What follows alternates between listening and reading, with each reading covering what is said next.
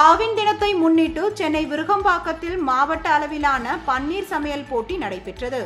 ஆவின் பன்னீரால் தயாரிக்கப்பட்ட பன்னீர் சாக்லேட் போட்டி, பன்னீர் அல்வா, பன்னீர் பொல்லிச்சது, பன்னீர் பசந்தா, பன்னீர் ரசமலாய் உள்ளிட்ட விதவித உணவு வகைகளை போட்டியின் விதிமுறைகள் படி வீட்டிலே சமைத்து எடுத்து வந்தனர்.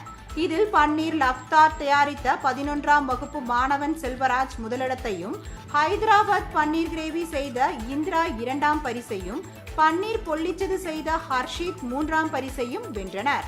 ஆவின் தினத்தை கொண்டாடும் விதமாகவும் பன்னீரை பிரபலப்படுத்தும் வகையிலும் இப்போட்டியை நடத்தியதாக ஆவின் விற்பனை பிரிவு பொது மேலாளர் வனிதா தெரிவித்தார்.